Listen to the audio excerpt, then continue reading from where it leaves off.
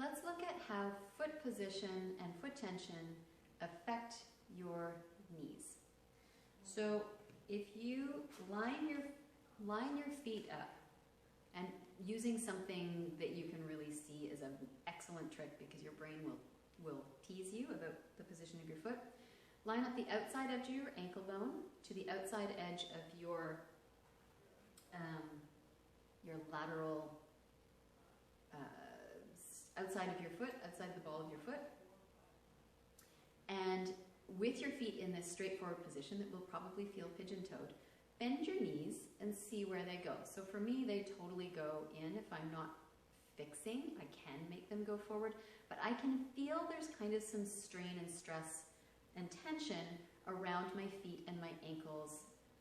Some people might feel it in their knees or their hips when we kind of create this forward momentum rather than just letting the tissues take you where your tissues currently take you. So let's see what changing the tensions in your feet excuse me, does to improve the organization and the alignment of your hips and your knees. So you can abandon your tools here. Grab a ball. I'm using yoga tune-up balls because I love them, but you can use some other ball that feels like the right consistency for you. And start by just stepping down onto the ball. You want to cover the whole surface of your foot as though you were using a bingo dabber and you wanted to have ink all over the entire sole of your foot by the time you were done. Get in under your toes, that space between your toes and the ball of your foot, inside of your arch, outside of your arch. You want to get the whole foot around to your heel and the outside edges of your heel. And then get the ball into the middle of your arch. So the whole foot will be off the floor for this one. And you want to press down as much as feels good to you and start to twist. So you're making a windshield wiper shape with your whole leg, your foot, your knee, everything's moving together. And we're trying to twist the skin and the underlying fascia in the middle of your arch. And whenever you're doing foot stuff, you want to make sure that you're using the right amount of pressure for you, right? It should feel, it might not be super comfortable, but it should be the good, the productive kind of comfortable, not the stabby, screechy kind of uncomfortable. And then you'll put the ball under the ball of your foot. So not under your toes, but under the ball of your foot with your heel on the ground.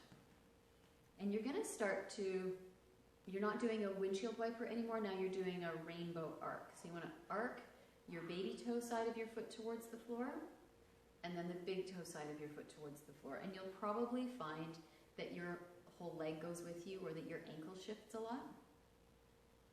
And it's not your toes that you're trying to maneuver, it really is your foot, your forefoot. What we're trying to mobilize in this particular exercise, this is called forefoot eversion, and you're trying to start moving the bones of the front of your foot.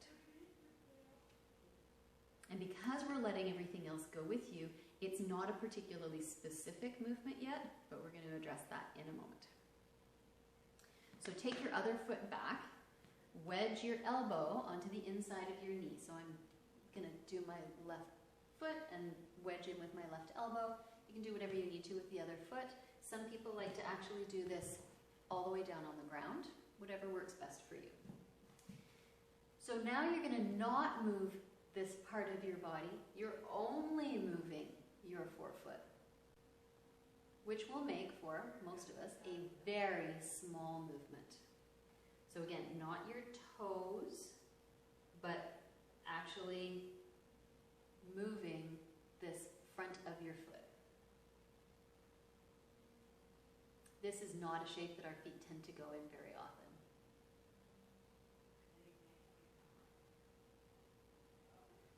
And then come on off there and come onto the front of your foot.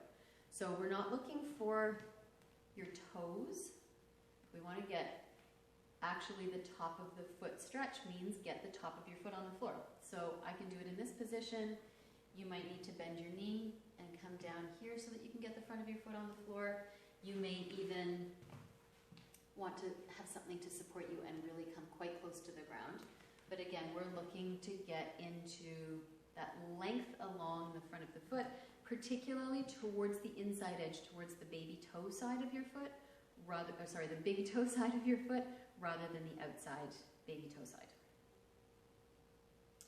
And this can be screechingly causing of cramps, so if you cramp, come out of it, wiggle your toes a little bit, and then come on back in. A little cramping is nothing to be afraid of, but if it's a big cramp that's uncomfortable, you want to stop. Give it a break. And then come onto the floor and just take a moment to feel the difference between how the foot you've worked meets the ground and how the foot you have not worked meets the ground. And you may find the one that you've worked feels warmer or bigger or deeper into the ground, feels more pliable. You may not feel any difference, but your nervous system hopefully is much more aware now of the sole of that foot than it is of the one you haven't done yet. So if you go back to that pointing your feet straight forward position, keep your weight nicely settled across your feet and bend your knees, you may now find that there's a difference in the tracking of your knees. This is the foot I've done. This knee is coming more forward. This is the one I have not done, and it's coming still more in on an angle. It's very cool how changing what you do with your feet has an effect further up the chain, because your feet, your knees, and your hips are all connected. And so, do the same thing on the other side. Start with just stepping down, and step, the whole foot. You may find that your sensation is really different from one side to the other, and that is so okay. But again, you want to just be conscious of putting as much or as little pressure as feels good to you, knowing that that degree of pressure might be different from one side to the other. Make sure you're covering the whole sole of your foot, not just the parts that your brain is like, oh, go here. No, no, no.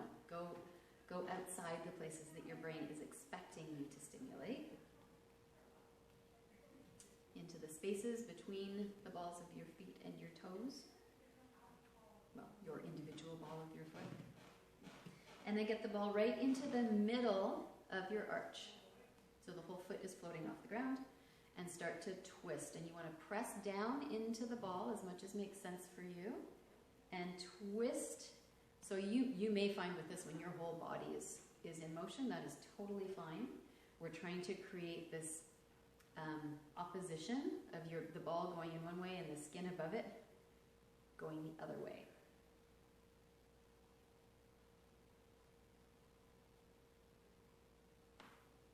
And then get the ball of your foot onto the ball.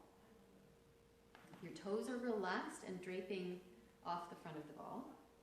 And you're going to rainbow, right? So you're not going in this shape anymore. You're coming this way.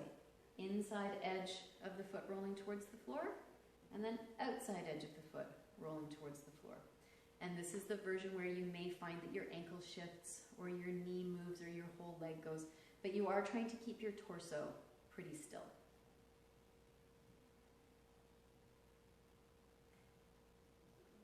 And again, the focus is on the forefoot, this part, arcing from side to side. And then we stabilize. So you get you can take your back leg back, you can anchor with your elbow. You might want to kneel all the way down on the floor if that works better for you. You can certainly hold your shin and your ankle in place if you know they're particularly sneaky. And now try to roll the inside ball of your foot in the direction of the floor. It's not going to get to the floor, I hope. I mean, it would be nice if it did, but that's kind of an unrealistic hope for most of us if you're really not moving any of this part.